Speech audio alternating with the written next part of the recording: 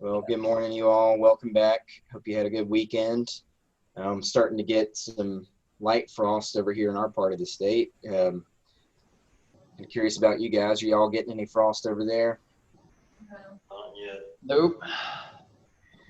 So I was able to put some row cover over top of some peppers and eggplant that I wanted to try to keep going for a little while. My tomatoes, of course, are way too big, but um, it worked. So everything else that wasn't covered is now dead. Ended the growing season for that stuff, but a little bit of cover just able to extend the season. So it doesn't cost too much to do that either. So give it a try in your home garden if you have time to get out there and get some row cover. We'll get into our next chapter, and I think in the syllabus I had looked at trying to combine chapters 9 and 10, which we get a little bit into the genetics and propagation of plants, and then kind of into the cultivated plants and how plants are named, all that good stuff. So we'll see if we can combine those two or not. We'll have to figure out something to make everything run smoothly. Nonetheless, let's get on here with chapter 9, which one of my favorite genetics in plants. And I've been fascinated by genetics for a long time. I think it's important to look at the genetics of any kind of organism you're working with in agriculture, because just by somewhat controlling or manipulating that gene pool, you can get much more desirable results, whether that's an increase in yield or it's better adapted for the climate, the microclimate especially. I think working with genetics is a part that everybody should look at least in some capacity, whether you're breeding an animal that can have better forage or a plant that puts out more of a forage for if you're working with livestock, or if you're working with plants in that sense. Then so many different things you can do with working with genetics and propagation. So we'll get into this and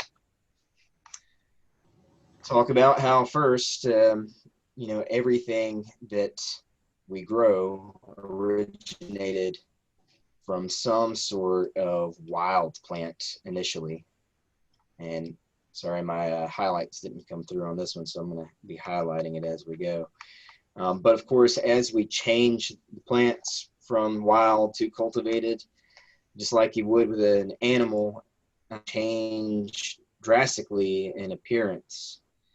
And that comes from this kind of recombination of genes and kind of this redistribution of those heritable traits. In some organisms, plants or animals, it can happen pretty quickly. Some it takes many generations to get a change in these effects. I think of wild boars, for instance. We domesticated the pig long ago. It doesn't take too long for it to revert back to its wild form, though, if it gets out in the wild, if it escapes cultivation. So that happens with plants too. So we look at this.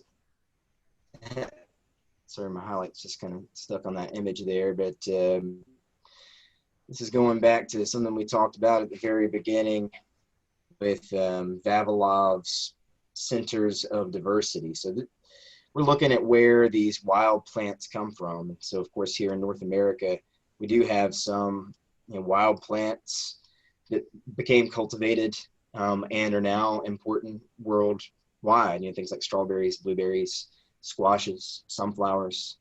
But most of our crops came from somewhere else. When we get into the animal part, our some of the grasses are native, some of them are imported. Either way, we've got kind of multiple gene pools going on. We've got some from stuff that we brought over from the old world, some that we brought over from Asia, some from Africa. It's really agriculture worldwide is kind of a melding pool today because of this. It's still important, though, to preserve these gene pools of the wild plants, because there's often traits there for things like hardiness or increased yield under certain conditions or drought tolerance. So when we talk about genetics, we look kind of deep into the plant itself and going down to the cellular level. And of course, in the cell, we talked about how we have some genetics in the cytoplasm itself, that kind of juice that's floating around in the cell. Most of it, though, is in the nucleus, what we think of as the brain of the cell, and inside of the nucleus in the chromosomes. And of course, the chromosomes we look at by the number in organisms, and it's the same in plants and all of the vegetative cells. So we call it 2N, or diploid, which means that it has complete sets of chromosomes. In the sex cells, though, the gametes and the ovules, that number is reduced by half. So we call that haploid, or 1N for the chromosome number. And then some species of plants have totally different chromosomes numbers. They kind of look at it first as the genus of plants, that this group of plants, and then within that there are different species that have different chromosome counts, and that basically equates to their ability to interbreed or not. So with chromosomes, the number, the size, and the appearance can vary considerably plant species, and that's one of the things that sets plant species apart. And because of science, the advancing technology that has given us the ability to kind of look at the genetics and actually catalog the gene pools for a lot of organisms, we now know the chromosome numbers for most plant species. Chromosomes themselves are then broken down into really DNA, deoxyribonucleic acid, and the associated RNA. That's the same for all living organisms. And how the DNA and the RNA work together to code for creating proteins that have different functions in the bodies of these different organisms. So DNA we refer to as the active, and it's really just a really long, large molecule. It has these kind of two spiraling strands that kind of wrap around each other. And it has the ability to replicate itself and transmit information to other parts of the cell. Very large molecule made up of many repeating units, which are called nucleotides. And the nucleotides themselves are made up of some of these chemicals we were just talking about in the last chapter. So we look here at a DNA strand, and this backbone of the strand is composed of sugars that are linked to phosphates on each side, as you can kind of see down here at the bottom. But then within them, they have these hydrogen bonds that are linking together these different nucleotides. And these nucleotides are made up of these different amino acids, which give it a different code. So we have these different bases: adenine, which is A here, guanine, the G, which you either have an A or a G, and then thymine or cytosine, T or C. They're held together by these hydrogen bonds. So this is what DNA is basically made up of itself. Again, so nucleotides coming from these different amino acids that are kind of strung together.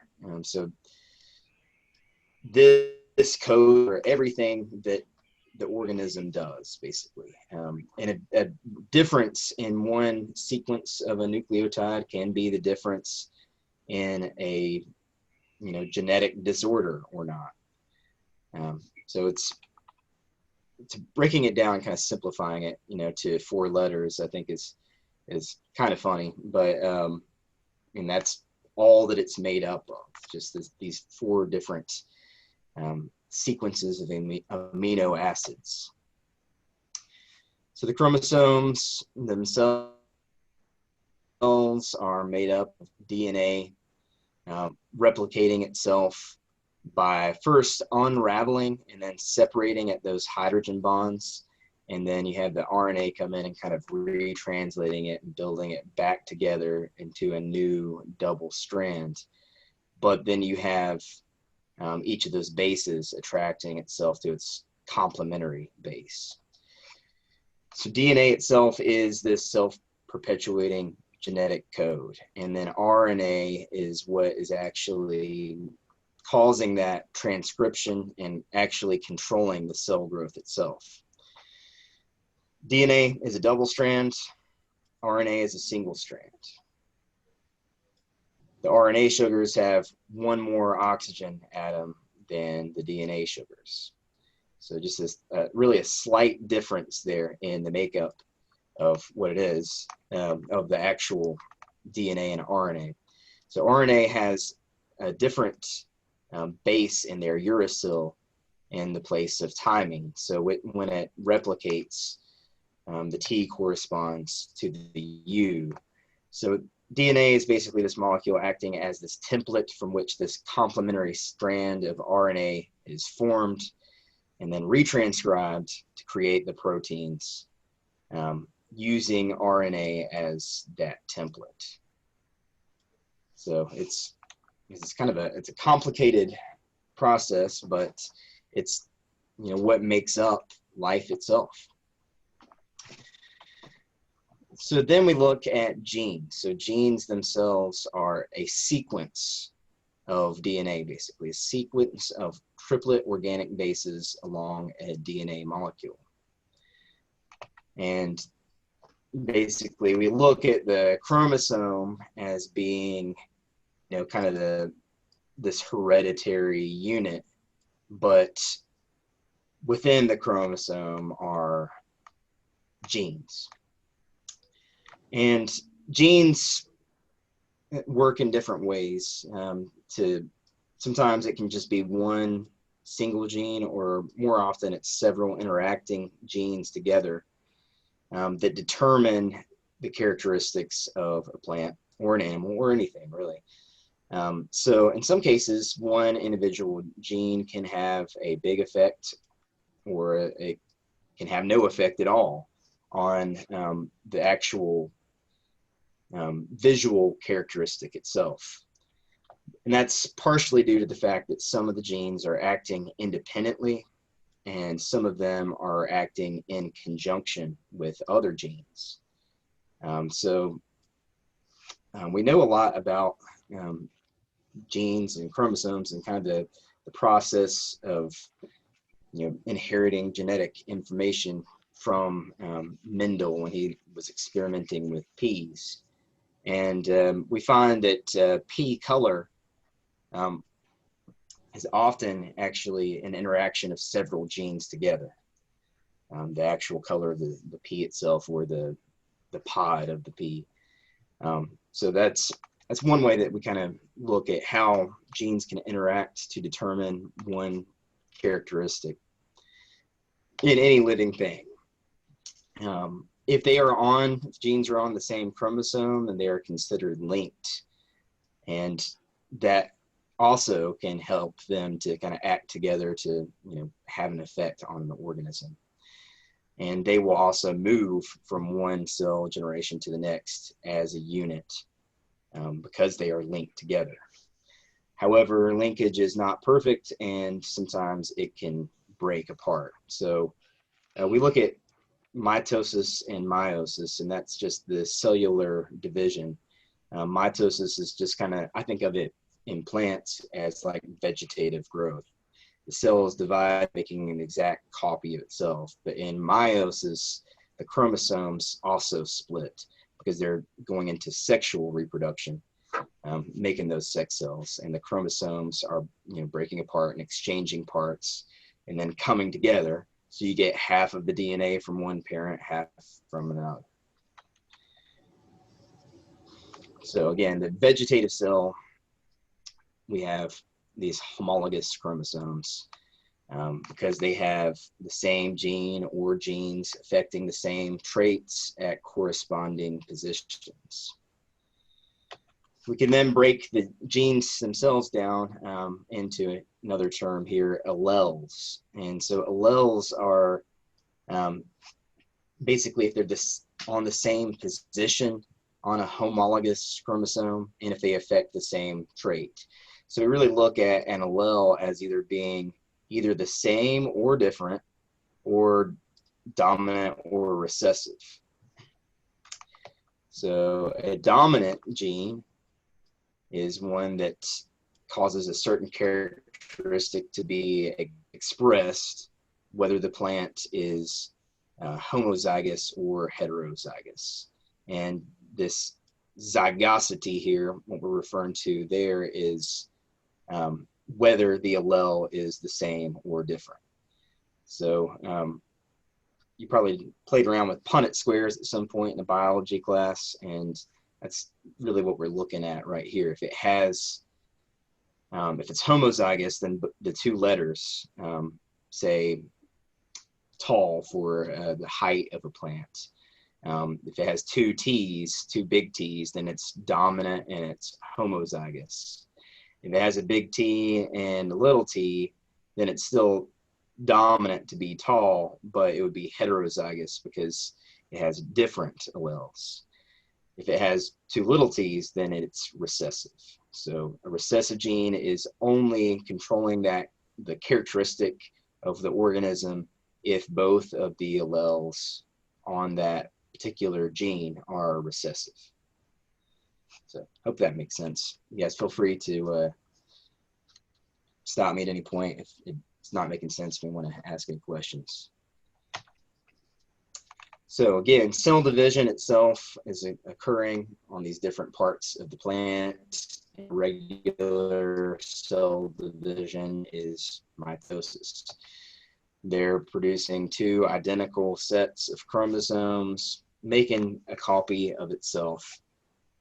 And this is kind of what the process looks like for meiosis, which we also refer to as reductive division.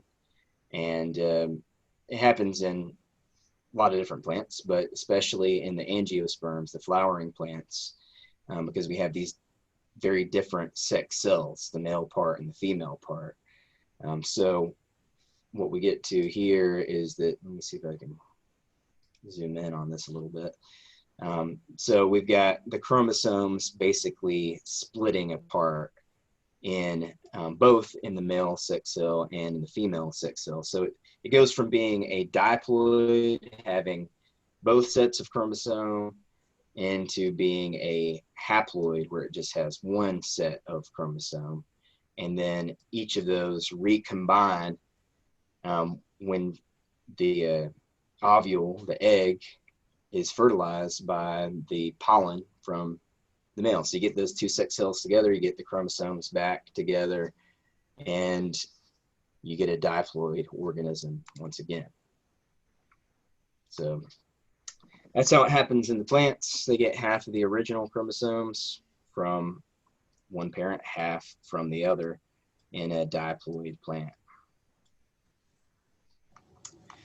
So basically this process is driving this genetic segregation, and then recombination, which allows really adaptation and evolution to occur. Allows for changes in the organism just through this process of recombining the genetics. And of course, we talked about how some plants are self-pollinating, so they're able to do that on their own. They don't change very much because of that. It has to be like a mutation or something that really would change that plant. We have to really have this two different parents in order to get change in the organism.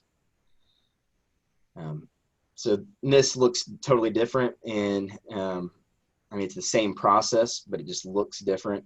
We talk about other plants. So in this case, they're looking at a gymnosperm, a pine tree, and not as highly advanced as the angiosperm, but it's still that same basic process.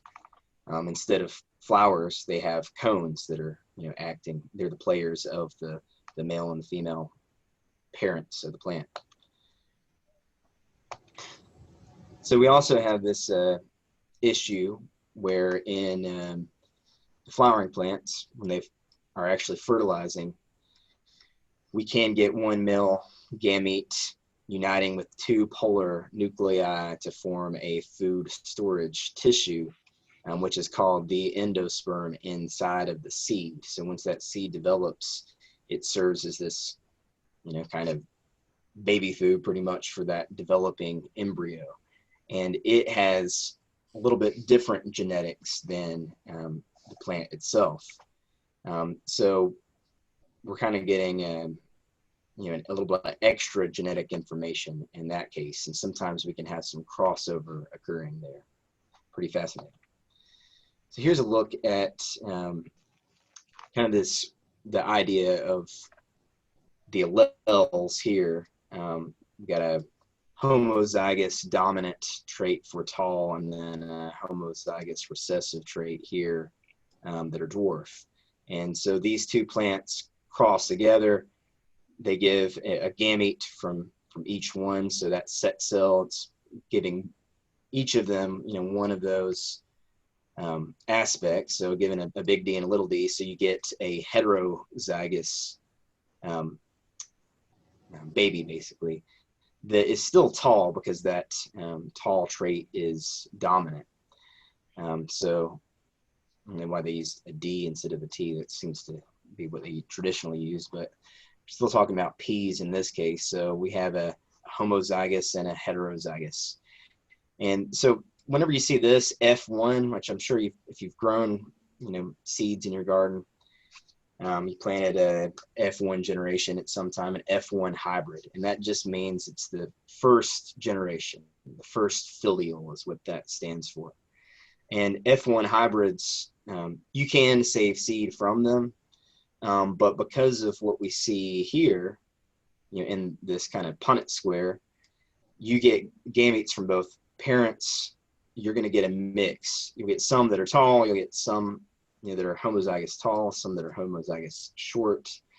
And when they recombine, then you get something totally different. So the next generation, in this case, the F2, and in the case of peas, they are self-pollinating. So you don't get as much genetic mixture as if it were cross-pollinating. But we had a cross here, so we got this, and then the next generation is going to self-fertilize, and it's going to kind of diverge. So if you were to save seeds from a hybrid, then you're probably going to get, some that look one way, some that look a different way.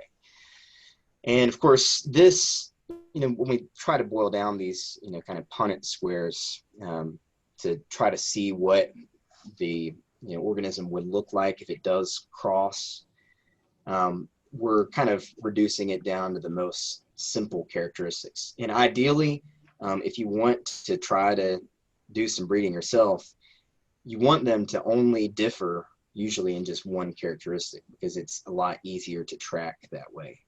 If they differ in multiple characteristics, then it's a little bit more difficult to track because you have genes that are linked to each other. Some can turn off, turn on. So here's an example of that in a peach. So a dihybrid cross, in this case, we're looking at two different characteristics. And in this case, we're just talking about the color probably of the fruit, really, and a nectarine versus a peach. So of course, nectarines we think of not being fuzzy, peaches as being fuzzy. So cross a white nectarine with a yellow peach, and we're getting two different characteristics there: the fuzziness from the fruit and the color of the flesh of the fruit itself. So it's basically just a lot more information there. You get more gametes, you get more things going on, so you get totally different results.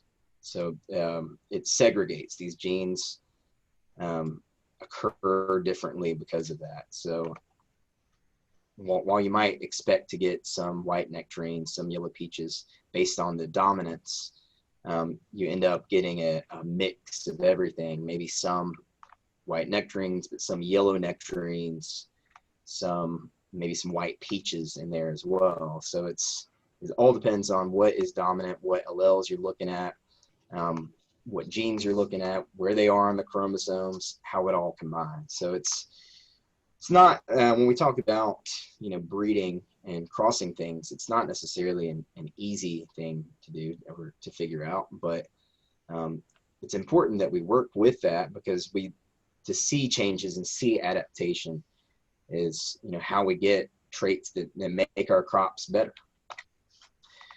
Let's talk for a second about mutations, which basically, as these hundreds of thousands of cells are constantly dividing, we're going to have some errors occurring.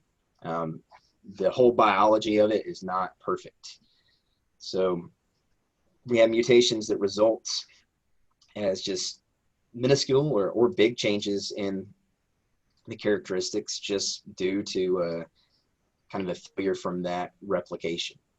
And most of the mutations that happen, they call deleterious, which, they're not good, right? Basically, they lead to a decline in the plant or in the animal or in the people. So especially when we have kind of narrow gene pools and we have the same kind of characteristics repeating, we get this whole issue of mutations resulting from basically inbreeding depression, and that gives a lot of deleterious effects that you've probably seen in like purebred animals. For instance, you got a purebred dog, for instance.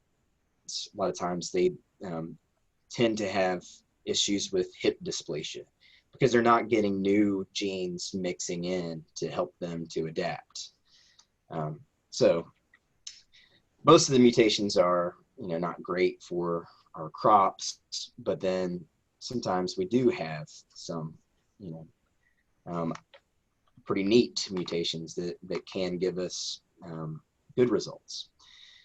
So we actually intentionally increase mutation rates by treating seeds or plants with chemicals or radiation, and that's how we've gotten some things like we talked about with the seedless watermelon, for instance. We applied a chemical to one of them, which basically caused it to become not haploid or diploid, but triploid. So it has 3 sets of chromosomes. We see some of the mutations in humans as having an extra set of chromosomes, such as Down syndrome, for instance. So some of these are bad, not good for the people or the species or the crop, but some of them can be good as well. So nonetheless, we've got chromosomes have genes being altered as a result of all of this stuff kind of taking place, all these many thousands of cell divisions occurring, and whether we intentionally change something or not. So polyploidy is what we were just talking about there, this condition where we have more than just the regular kind of what we, the diploid, 2 sets of chromosomes. We might have 3 sets of chromosomes. So we look at the somatic or the vegetative cells, and when we're talking about plants, and having extra sets, where sometimes that's from crossing of organisms, sometimes it's due to a mutation, sometimes it's just that's how the plant adapted. So in this case, in this graph, they're looking at the different chromosome numbers in different grain crops and in tobacco too. So you can see here, like in wild tobacco versus cultivated tobacco, they got extra sets of chromosomes here, so they're double the chromosomes in the cultivated version, which means it's not going to be able to cross with the wild version as readily. So not always, but in a lot of cases, when we're cultivating something, we're increasing sets of chromosomes, and that's called polyploidy. Ploid, of course, kind of referring to that chromosome. So we also mentioned that we get a little bit of gene inheritance from the cytoplasm itself. So that juice that's holding those cells in there. So most of the genes are there, you know, kind of happening in or occurring in the nucleus and the chromosomes, but we also have some genes in the cytoplasm and in some other parts of the plant too. So sometimes you can get some crossover that would be unexpected because of that. And usually that's coming from the mother plant.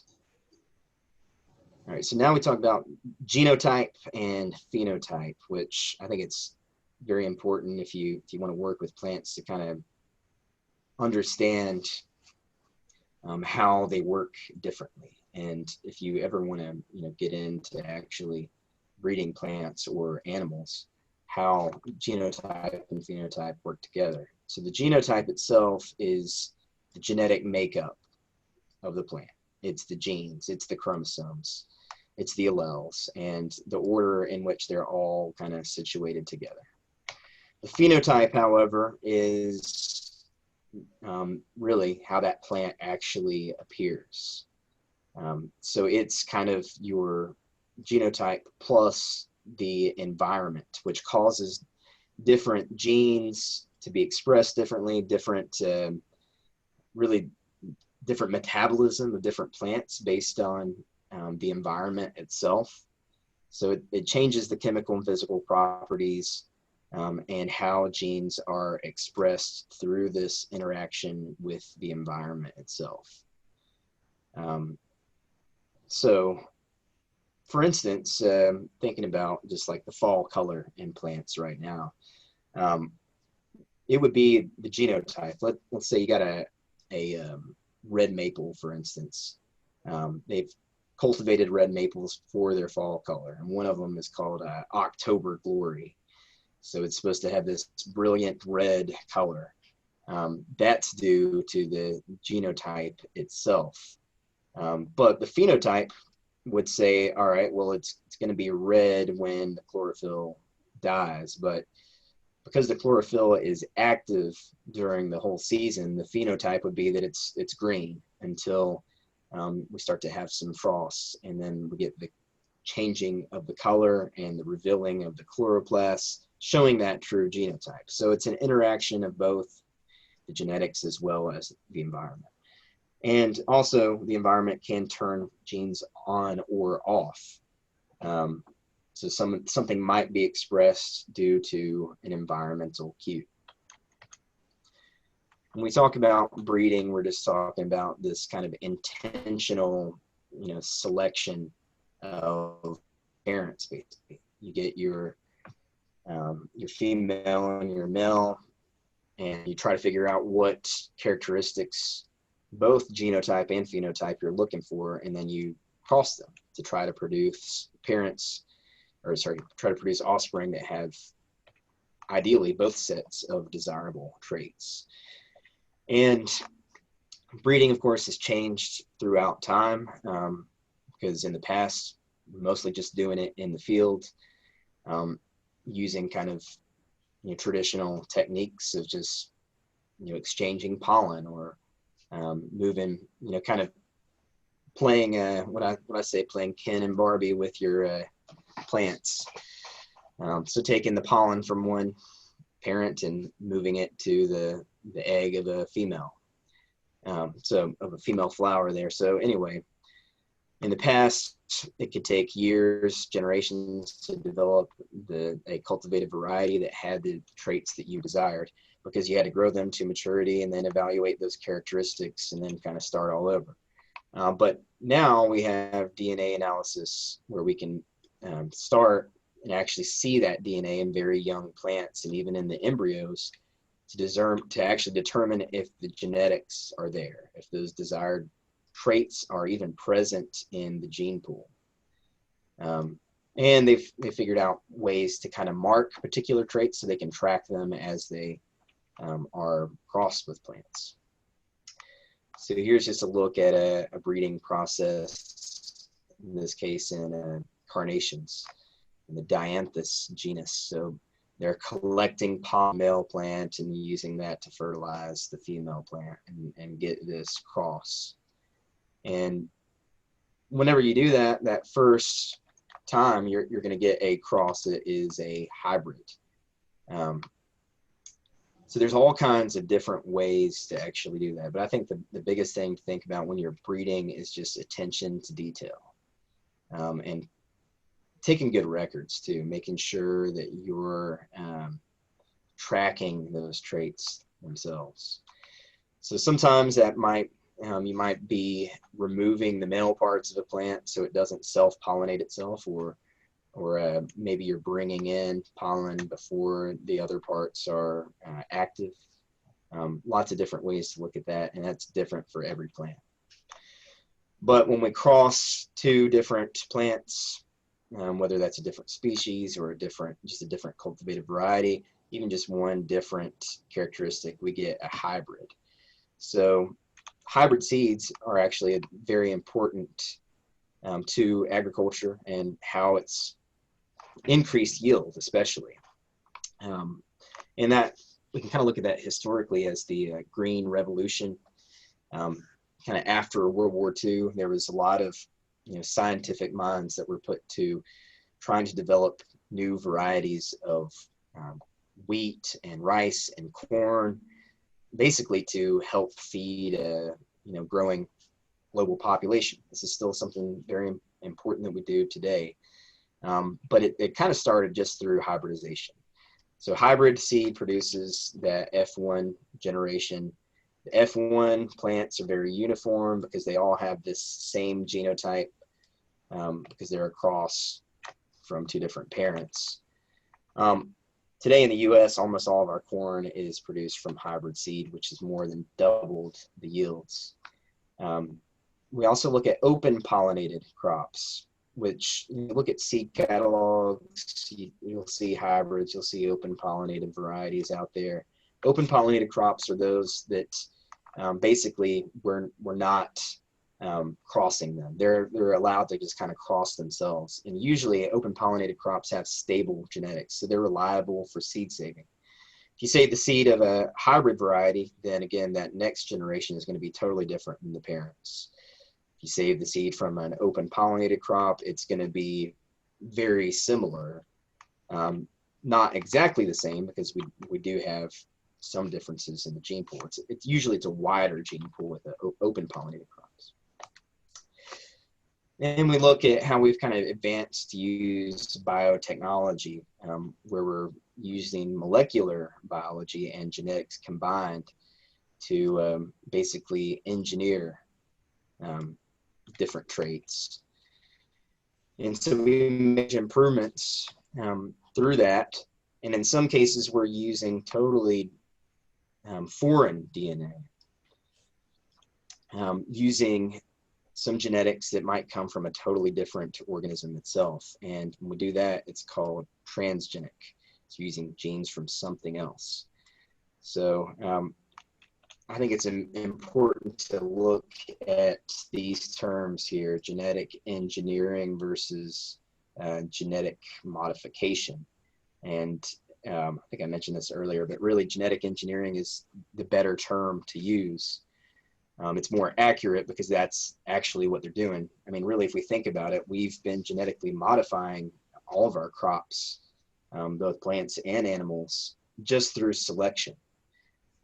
So genetic modification, I think, we use that term GMO too often, and also too often people are kind of vilifying it too. We say GMOs are bad, or some people do anyway, but really it's just a different technology, genetic engineering itself. And what we're looking at mostly, what we've done so far anyway, So we've looked at enhancing some dietary attributes, such as doing some genetic engineering to get like vitamin K in rice. It's actually helped prevent blindness, and a lot of people that have rice as a staple in their diet. We've also bred plants that are resistant to insects or herbicides or some particular environmental stresses as well. Genetic engineering makes it kind of, I'm not going to say easier, but quicker to get some of these traits. So anyway, genetic modification, I think, is just a poorer term in GMO, because we really are genetically modifying it just through traditional breeding techniques. Genetic engineering can only happen in a lab using molecular biology. So a lot of times, I guess, we see today in terms of genetic engineering, if you go into your produce section at the Kroger or Fry's or whatever, big grocery store chain you guys have, you're not going to see anything in the produce section that is genetically engineered. Genetically engineered crops are only those, because it takes a lot of money to make it, to genetically engineer a plant. So mostly see those in things like our commodity crops, our corn, soy, wheat. So one of these examples, I think this is one that was kind of a major failure. They created this flavor saver tomato, and they actually did some genetic transfer, some transgenics, where they took, I don't know exactly where it came from, but I've heard people say that they took genes from a salmon and put it in a tomato to try to make it more shelf stable for whatever reason, like it's more cold tolerant, and still keep the flavor. But it ended up just tasting horrible, and no one liked the flavor saver tomato, so it didn't stay on the market. So anyway, I mean, there's lots of different ways to use genetic engineering. I think some of them are just really kind of nonsensical in many ways. They don't really have any good traits. So, kind of weigh that. There's nothing wrong, I don't think, personally anyway. I mean, make your own opinion here. With genetic engineering itself, it's probably more just how we use it. So genetic engineering and biotechnology start with the identification of a particular gene that imparts a desired trait, and then they're going to remove the cells from a host organism and try to target those cells, and usually insert a marker gene so that they're basically able to track that. So say for like antibiotic resistance, for instance, in animals. So then through traditional breeding or asexual propagation, they increase the numbers of the transformed organism. So here's just a way to look at kind of these steps of genetic engineering. So in this case, they got a flower that has a gene that produces disease resistance. They identify that gene. So in this case, again, this gene is this kind of set of DNA that's linked together, and that is then going to be clipped from the chromosome. And they actually do that by using a bacteria. So they're actually having a bacteria go in there that, and I mean, it's really amazing that they're able to do this, and difficult, I think, to comprehend, but they're able to, I guess, attract that bacteria to this particular spot where it can cut that DNA out. Or sometimes they use viruses for this as well. And then they move that gene from that bacteria and they insert it into the other organism with the marker, with the disease resistance together, so that you can identify the cells that are actually transformed, from that gene. So here is where they're kind of inserting it into this bacteria, and they take that bacteria and they inject that, use it to inject the DNA basically into the cells of the plant that does not have disease resistance. And then ideally, if it works right, then it recombines, and then those cells replicate, and then they start to create more genetic resistance, or sorry, more disease resistance in those genes. Then they have to reproduce that. So they usually do this using a propagation technique known as tissue culture, where they're basically growing it on a media that's antiseptic, antibiotic. It's sterile, basically. It's like a gel-like media. And then they use those hormones to get the plant to, produce roots and shoots, become a new plant that's able to stand on its own. Then they use those particular plant to develop, and they propagate them, and then we have new genetically engineered crops.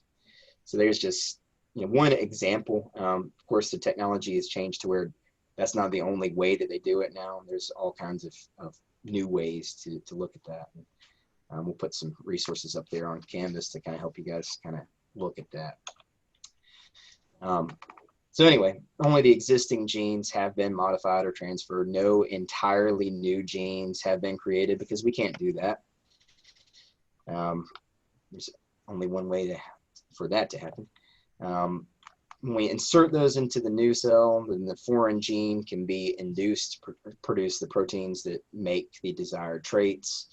And sometimes they'll also attach that to a promoter gene, basically always has that gene turned on. And then sometimes they also have specific conditions, environmental conditions, that can turn it on or off as well. So it's kind of basically how we look at them creating these genetically engineered plants. And this is a little outdated from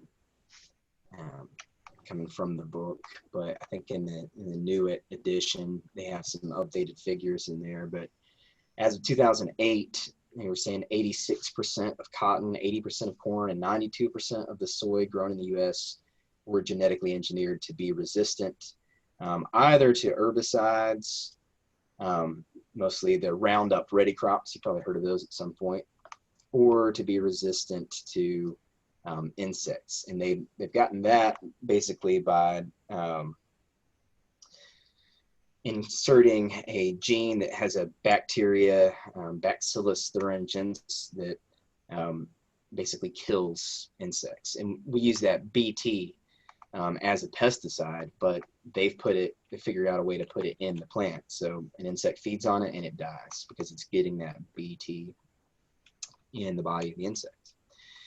So I'll try to get you guys some updated figures for that by Wednesday. But of course, they expected that genetically engineered plants were going to increase, and they did for sure in most cases, even with some, I think, public outcry saying, maybe we don't want, genetically engineered crops. Maybe there's a downside to it. So even with that, biotechnology has increased, and there's, lots of different ways to use it. I think both for good, and in some cases there are, ways that they don't use it. I think that help, crop producers. I think the Roundup Ready, for instance, in some cases it's helped a lot of farmers to produce more of a crop, but in some cases it's also helped them just to sell more Roundup. And they also believe that they've accidentally created these super weeds as a result of that. Spraying the whole field constantly with Roundup, and then, one plant survives, it becomes genetically resistant to it, and then next thing you know, it breeds, and then you have a super weed. So there are issues associated with it, but I think it's important for everybody to kind of form their own opinions on genetic engineering and all these different technologies. So on that note, we'll go ahead and sign off and finish up on Wednesday on this, and moving from the genetic side more into the propagation of plants. Anybody have any questions? All right, well, you guys have a great day. Okay, bye. See some of y'all in a few minutes.